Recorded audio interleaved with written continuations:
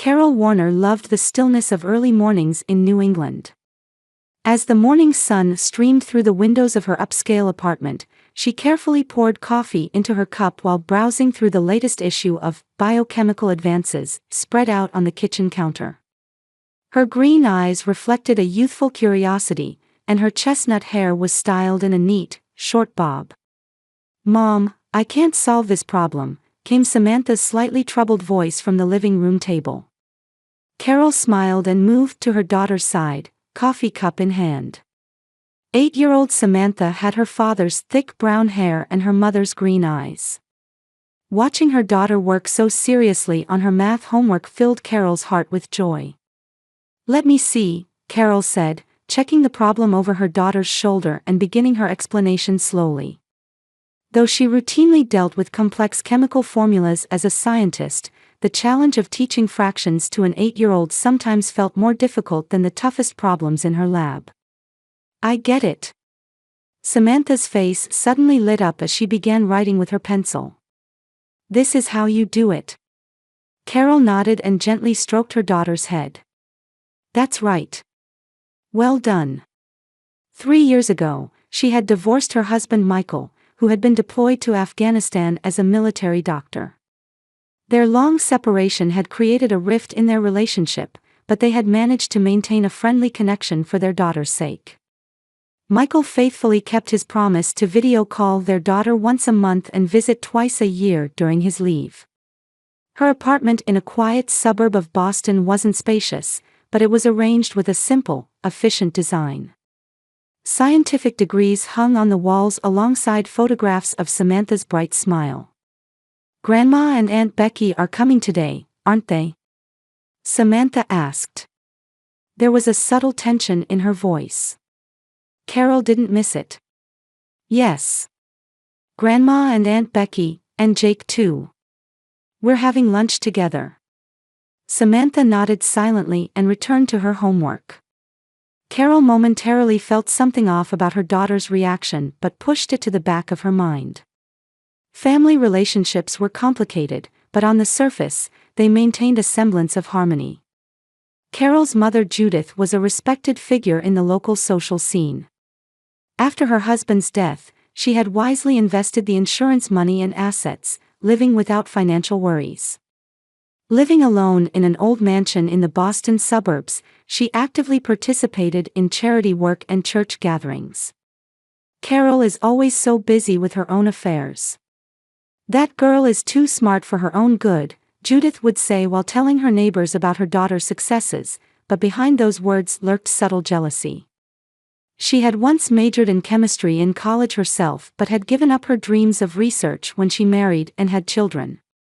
Watching her daughter achieve the dreams she couldn't fulfill stirred complicated emotions. Meanwhile, Carol's sister Becky had experienced one divorce. She was a single mother raising her 10-year-old son Jake while working at a local real estate company. She was the type to attract attention with flashy clothes and makeup, and contrary to her bright exterior, she harbored deep dissatisfaction and jealousy. "My sister is always so perfect. I can't compare to her." Though her words seemed to praise her sister on the surface, Becky's eyes were always cold. Especially whenever Carol received a promotion, her attitude became increasingly unable to hide her irritation. Jake, unlike his mother, was a quiet and thoughtful boy. He was kind to Samantha. "Sammy, are you ready?" "It's time to go," Carol called, looking at her watch. Samantha nodded silently and put her homework in her bag. She took her mother's hand and said, "Mom, are we coming home early?" "Of course. We'll come right back after lunch with Grandma and the others. And I'm leaving on a business trip tomorrow, right? Let's spend lots of time together today." Carol gently squeezed her daughter's hand. She was scheduled to leave for a week-long trip to Switzerland the next day. It was an important trip to attend an international conference for new drug development. Samantha would be staying with her mother and sister during that time. While maintaining the appearance of a harmonious family on the surface, she always felt anxious deep down. She wasn't unaware of the occasional cold attitude her mother and sister showed toward Samantha. But she interpreted it as minor reactions stemming from jealousy of her success and tried not to take it too seriously. "It'll be fine, they're family," Carol reassured herself. She believed in family bonds. "I'll say it one more time. I've prepared dinner in the bottom shelf of the refrigerator, you just need to heat it up. Make sure she takes her medicine on time. And don't forget about her allergies." At the boarding gate for Zurich, Carol emphasized these points to her mother over the phone. As the boarding announcement echoed behind her, she tried to dispel her anxiety. "I understand, Carol. How many times do I need to tell you?" There was a hint of irritation in Judith's voice. "I raised you, after all. I can certainly take care of my granddaughter." Carol took a deep breath. "I'm sorry, Mom. I'm just worried. You focus on your important conference. Leave Samantha to me." Even after ending the call, a heavy weight remained in Carol's chest. She couldn't get Samantha's expression out of her mind. The night before her departure, her daughter had been quieter than usual, repeatedly asking, "Mom, do you have to go?" Despite having stayed at her grandmother's house many times before, she seemed unusually anxious this time. "Ladies and gentlemen, this is the final boarding call for Flight 324 to Zurich." Prompted by the announcement, Carol headed toward the boarding gate with heavy steps. The conference in Zurich continued late into the night each day. Discussions with researchers at the forefront of the pharmaceutical industry were stimulating and brought new perspectives to Carol's research. On the third night, she finally returned to her hotel room and collapsed onto the bed, feeling tension in her muscles. The clock showed 2 a.m. Samantha would be asleep by now. Due to the time zone difference, it was still the previous evening in Boston. Carol checked her smartphone for messages from her daughter but found none. Usually, her mother would send photos of Samantha almost daily, but this time, there had been unusually little contact. They must be busy, she told herself, and after a shower, lay down in bed. Though tired, falling asleep proved difficult. Outside the window, the illuminated Swiss cityscape glowed quietly. It was an hour later when she finally drifted into a light sleep. Carol jolted awake in the darkness to the shrill sound of the telephone. "Is this Ms. Warner?" "This is Johnson from Boston General Hospital." The man's voice was calm, but Carol sensed the urgency hidden behind it. Her heart began to race. "Yes, this is Carol Warner. Your daughter, Samantha Warner, has been brought to our emergency room. She's in critical condition." The words beyond that point only vaguely reached Carol's ears. Fragmented phrases like, "fall from a height," "head trauma," "unconscious," "preparing for surgery," seemed to come from far away. "What do you mean?" Carol's voice trembled so much that it hardly seemed like her own. "Samantha should be at my mother and sister's house. An ambulance was dispatched following a call from your family. We're currently preparing for surgery. Could you come as soon as possible?" Immediately after hanging up, Carol dialed her mother's number. Her fingers were shaking so much that she misdialed several times. When she finally got through, she heard her mother's sleepy voice. "Hello? Carol? What do you want at this hour?" "Mom, what happened to Samantha?" "I got a call from the hospital." After a brief silence, shockingly, her mother's laughter came through the phone. "I don't know. She probably went off somewhere on her own. That child hasn't been listening lately." Carol couldn't believe her ears. "What are you saying?" "I got a call that Samantha was taken to the hospital. Boston General Hospital." "Oh, is that so? That's terrible." Judith's voice contained more annoyance than surprise. "I'll ask Becky." The call switched, and she heard her sister's voice. "Sis. What is it at this hour?" "Becky, what happened to Samantha?" I hear she was taken to the hospital. Oh, that child, Becky's voice held obvious indifference. She wouldn't listen, and when I took my eyes off her, she went somewhere. It's her own fault. Carol was speechless. Even though her daughter was in critical condition at the hospital, her mother and sister were acting as if they didn't care at all. Fear and anger swirled inside her. Go to the hospital right now. I'll be on the next flight back. Fine, fine. Don't be so dramatic, Becky said with exasperation. She probably just fell down. Carol hung up and immediately contacted the hotel front desk to arrange the earliest return flight. While hurriedly packing her suitcase, her mind was in a state of panic. What had Samantha been doing? What kind of accident had she been in? And above all, what was that abnormal response from her mother and sister?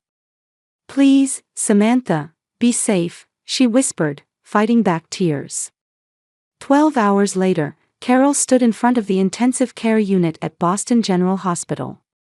Her face was pale from the consecutive flights and worry, but she listened desperately to the doctor's explanation. Ms. Warner, it appears your daughter fell from the roof of a 2-story house. She has a severe concussion, fractures in her left arm and 3 ribs, and mild internal organ damage. While there's no immediate danger to her life, it will take time for her to regain consciousness. Carol approached Samantha's bed with trembling legs as she listened to the doctor's words.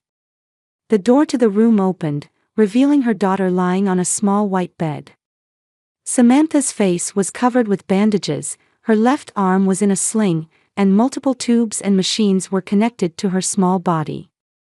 Only the regular beeping sound announced the presence of life in this quiet room. Carol sat by her daughter's bedside and gently held her right hand, which wasn't covered in bandages. Touching the cold hand, she let out the tears she had been holding back. Mommy is here, Samantha, she whispered. It's okay. I'll protect you. The door to the room opened again, and her mother and sister entered. Carol looked up and froze at the sight of them. Judith was in perfect makeup and attire, dressed as if she were heading to lunch with friends. Becky also appeared in flashy clothes inappropriate for the situation. Neither of their expressions showed the grief or regret Carol had expected. Oh, so you did come, Judith said. There was no need to be so dramatic. Carol stood up, trembling with anger. Something was wrong. Very wrong. Why were her mother and sister so callous when her daughter's life was in danger? What exactly happened? Carol asked in a low voice. Tell me precisely. Judith and Becky exchanged glances, wearing expressions that suggested they were hiding something. Samantha climbed onto the roof on her own, Becky answered casually. By the time we noticed, she had already fallen. Carol couldn't believe that explanation. 8-year-old Samantha was always a cautious child who rarely engaged in dangerous behavior. And above all, her mother and sister's attitudes were too unnatural. I want both of you to leave the room until you're ready to tell me the truth, Carol said coldly. The two showed dissatisfied expressions but left the room without particular resistance. Carol returned to Samantha's side and gripped her small hand. She was determined. She wouldn't give up until she uncovered the truth about what had happened, for Samantha's sake, and for her own. In the hospital waiting room, Carol reached for a freshly brewed coffee. Having barely slept for 3 days, her body was heavy with fatigue, and dark shadows had formed under her eyes. Still, she only left Samantha's bedside for short periods. Carol. Turning around, she saw her ex-husband Michael standing at the hospital entrance. He had returned urgently from Afghanistan. Still in his military uniform, he carried a large sports bag over his shoulder. Though he looked tired, his blue eyes showed strong determination. Michael. Carol stood up and was embraced by her former husband. Even though they had maintained a friendly relationship after their divorce, reuniting in such circumstances provided emotional support. Thank you for coming. I got on a plane right away. How's Samantha? She still hasn't regained consciousness. But the doctor says there are signs of recovery. Carol briefly explained the situation, Samantha's injuries and the unnatural attitude of her mother and sister. She could see Michael's face hardening with anger. Something's not right, Michael said in a low voice. Samantha climbing onto a roof by herself doesn't sound like her. I think so too. Mom and Sis are hiding something. Michael frowned. Have you talked to the police? It's been reported as an accident. But Carol cut herself off. In her mind, the worst possibilities were beginning to take shape. I looked at Samantha's room yesterday. The guest room at Mom's house. There were iron marks on her clothes. Who makes an 8-year-old child iron? Michael's eyes darkened. I'll contact a friend of mine. I know someone in the Boston police. They headed to Samantha's hospital room. Seeing his daughter sleeping in the small bed, a pained expression crossed Michael's face. He gently kissed her bandaged head. I'm back, Sammy, he whispered. I'll protect you. The next day, things took a dramatic turn. Carol was having lunch in the hospital cafeteria when Michael appeared with a police officer. Carol, this is Detective Thomas. I'd like you to hear what he has to say. Detective Thomas was a composed man in his mid-40s with eyes full of deep empathy. He sat across from Carol. Ms. Warner, we received a call from the parent of one of your daughter's classmates.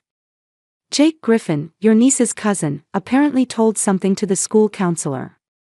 Carol took a sharp breath. Jake? What did he say? We're still confirming the details, but it seems to be about the circumstances of the day of the accident, which differ from the testimony of your mother and sister. Detective Thomas chose his words carefully. The school counselor was concerned about Jake's story and reported it to the authorities. Carol lifted her coffee cup with trembling hands. Can I see Jake? We're arranging that now. A lawyer will also be present for him, as Child Protective Services are involved. Michael placed his hand on Carol's shoulder. The warmth of his hand gave her a little comfort. Whatever the truth is, we'll face it together, he said quietly. 2 hours later, in a small conference room at the hospital, Carol and Michael met with Jake. The 10-year-old boy looked smaller than usual, and his eyes were swollen. A representative from Child Protective Services and a lawyer appointed for him were present. Jake, don't be scared, Carol spoke gently. You just need to tell us the truth. The boy bit his trembling lip and began speaking in a small voice, looking at the floor. Mom was always mean to Sammy. He stumbled over his words. Grandma too. When Sammy wasn't around, they'd say, that girl is too uppity. Carol tried to hide her distress. What happened on the day of the accident? Mom tried to make Sammy clean the roof. Jake's voice was halting. Leaves were stuck in the gutters. I said I would do it, but Mom said, let Sammy do it. Because Mom said, if Sammy doesn't listen, let's give her a little scare. The air in the room froze. Sammy was scared. But she started climbing the ladder. Mom and Grandma were inside. I followed Sammy. When Sammy slipped, I tried to grab her, but I wasn't fast enough. Jake began to cry loudly. It wasn't my fault.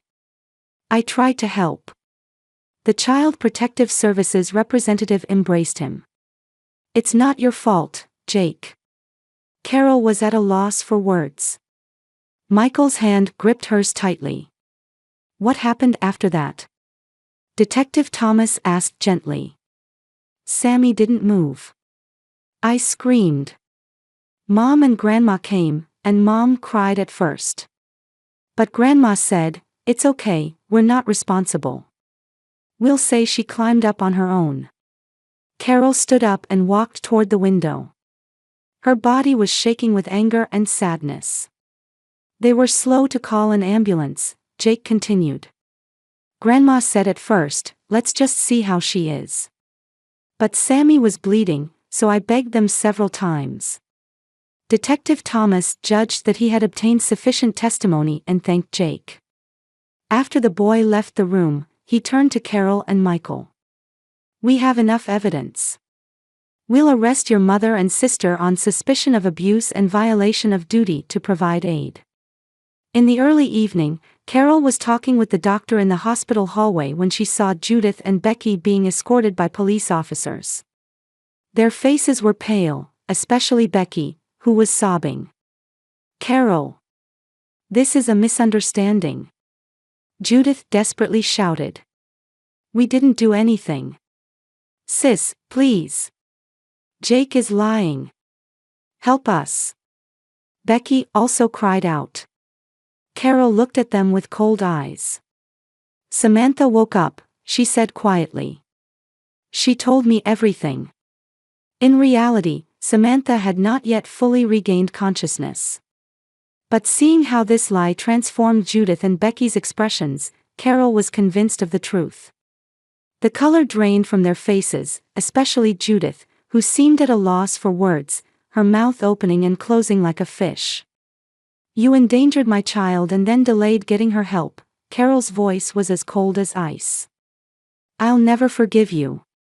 After the police officers took them away, Michael stood by Carol's side. The investigation suggests there was regular abuse, he said quietly. Samantha probably didn't tell you because she was worried about you. Carol wept. She hadn't truly protected Samantha. She never imagined that her mother and sister's jealousy of her success would be directed at her daughter in this way. Things will be different now, Carol said with determination. I will absolutely protect Samantha. At that moment, a nurse hurriedly approached. Ms. Warner. Your daughter has regained consciousness. Carol and Michael began to run. Finally, a ray of light was breaking through this nightmarish situation.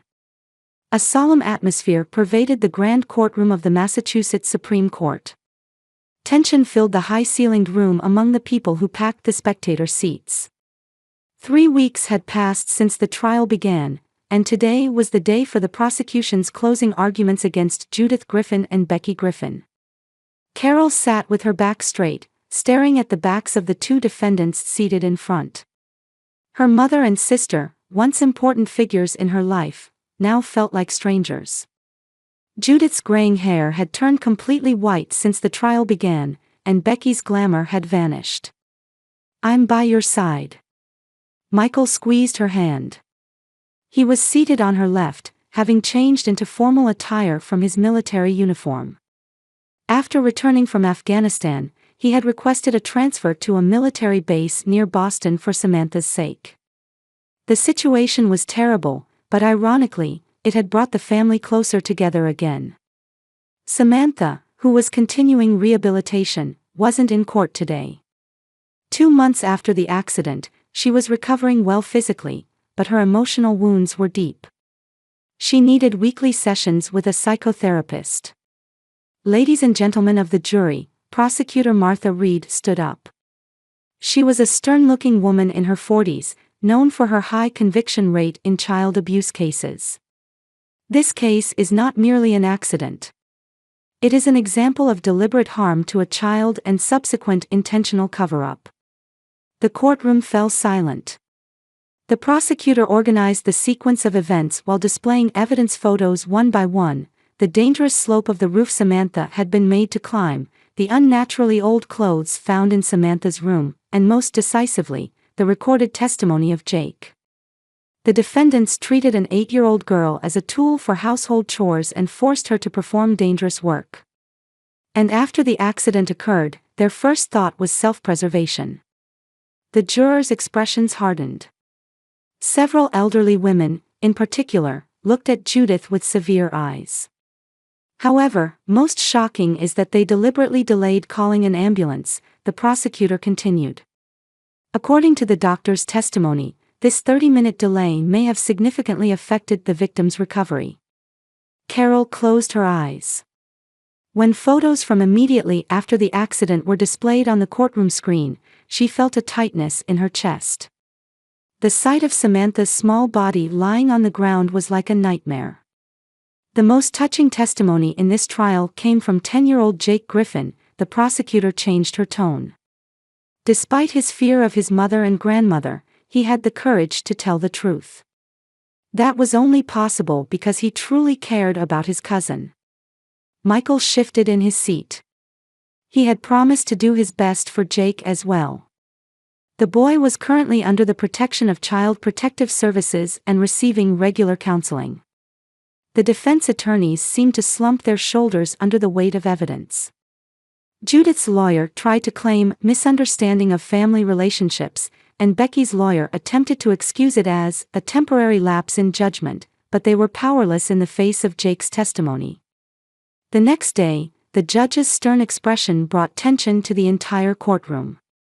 Judith Griffin and Becky Griffin, both defendants, have been found guilty of child abuse and failure to provide aid to a minor, the judge announced. Carol held her breath. Michael's arm firmly supported her shoulder. Judith Griffin, you are sentenced to a fine of $100,000 and a 2-year suspended sentence. Additionally, I order you to pay $200,000 in damages to the victim. The color drained from Judith's face. It meant she would lose most of her retirement savings. Becky Griffin, you are sentenced to 3 years of probation. Also, as determined by the juvenile court, your parental rights over your son Jake Griffin will be restricted, and for the next year, you will only have supervised visitation. Becky began to cry out loud. For her, separation from Jake was the harshest punishment. Furthermore, both defendants are prohibited from unsupervised contact with minors for the next 10 years. This includes contact with the victim, Samantha Warner. After the sentence was passed, Carol stood quietly next to Michael outside the courtroom. Media cameras were pointed at them, but they remained silent. Do you have any comment? A reporter asked. Carol thought for a moment and quietly answered, we are now focusing on Samantha's recovery. We have no further comment. In Boston news, this case of abuse by grandmother and aunt was reported daily. Especially, Judith's fall from social prominence attracted much attention. The requests for her resignation from charitable organizations and excommunication from her church community were major blows to her. Look at this, Michael turned his laptop screen. He and Carol were in the cafeteria of the hospital where Samantha was staying. It seems Becky has been fired from the real estate company where she worked. Carol nodded while sipping her coffee. Mom called again.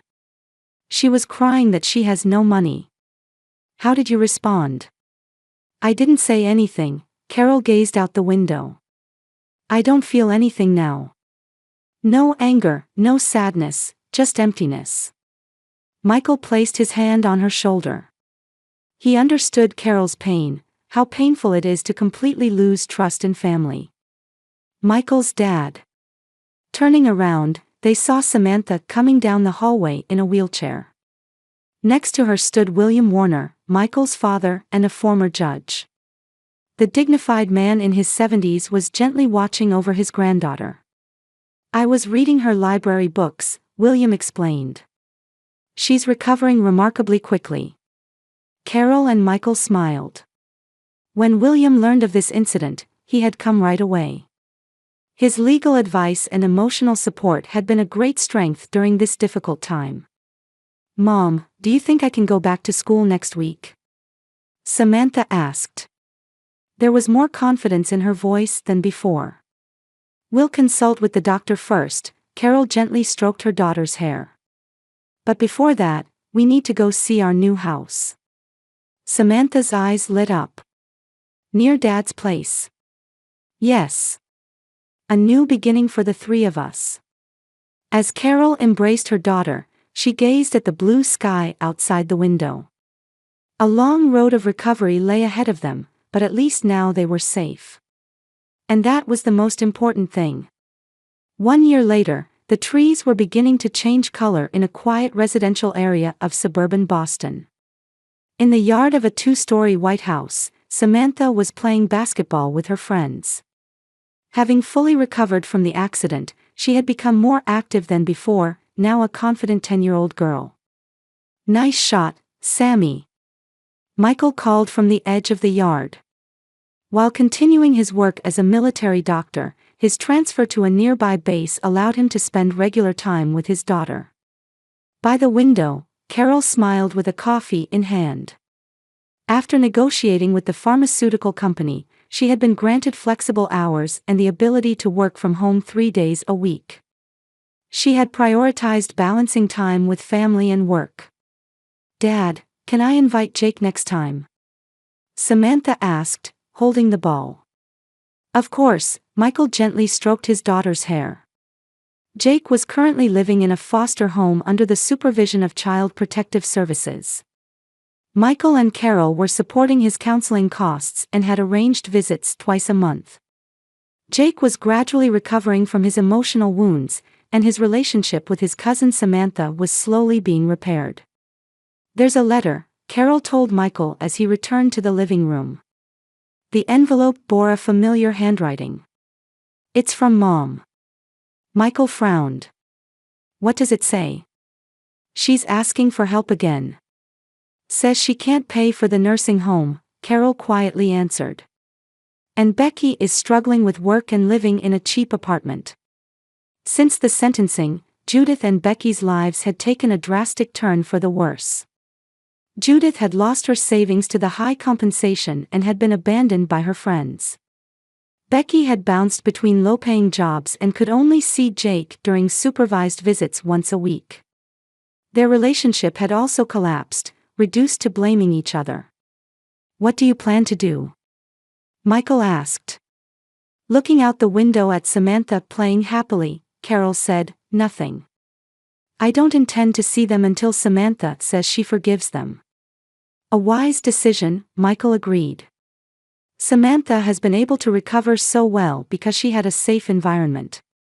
They sat silently in the living room, gazing at the fire in the fireplace. The sound of children's laughter came through the window. "Sometimes I think," Carol said, cradling her coffee cup in both hands, "if I hadn't gone on that business trip." "Stop blaming yourself," Michael squeezed her hand. "You're a good mother. No parent is perfect. What's important is protecting your child with all your might when they're in danger. And that's what you did." Carol smiled. Outside the window, Samantha made a successful drive, and her friends cheered. "A new beginning," she whispered. She had learned much over this year. That blood ties alone don't make a family. That love means protection and sometimes involves difficult choices. And above all, that the truth always comes to light. In the gentle wind that rustled the trees in the yard, Carol and Michael smiled quietly at each other. A long road still lay ahead of them, but this moment was peaceful. That was enough.